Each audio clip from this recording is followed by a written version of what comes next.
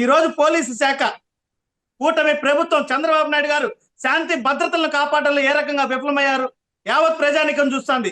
అంటే తెలుగుదేశం పార్టీ నాయకులు మహిళల పట్ల అనుచితంగా ప్రవర్తించిన, అత్యాచారాలు చేసిన, మానభంగాలు చేసి హత్య చేస్తుంటే కూడా కేసులు ఉండవు. జనసేన పార్టీ కార్యకర్తలు నడి రోడ్లో దళిత మహిళలని పోలీసు లాఠీలతో కొడితే కేసులు ఉండవు. సాక్షాత్తు కూటమి ఎమ్మెల్యేలు మహిళలను మోసం చేస్తుంటే కేసులు ఉండవు. కూటమి పార్టీల నాయకులు మహిళలను మోసం చేసి కోట్లాది రూపాయలు దండుకుంటున్నారయ్యా అంటే పవన్ కళ్యాణ్ గారి కళ్ళు కనపడు. ఇదా పవన్ కళ్యాణ్ గారు ఏం చెప్పారు?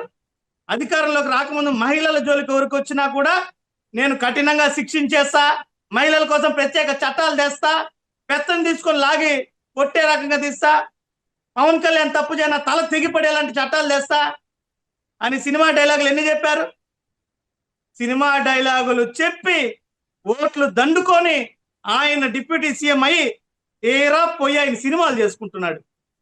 ఇది పవన్ కళ్యాణ్ గారు రాష్ట్ర ప్రజలకు చేసింది ఏదైనా ఉంది అంటే ఆయన ప్రయోజనం కోసం వచ్చి సినిమా డైలాగులు. అంటే పవన్ కళ్యాణ్ గారు చెబితే తెలుగుదేశంకి ఓటేయాలి, పవన్ కళ్యాణ్ గారు చెప్తే మళ్ళీ తెలుగుదేశాన్ని వ్యతిరేకించాలి.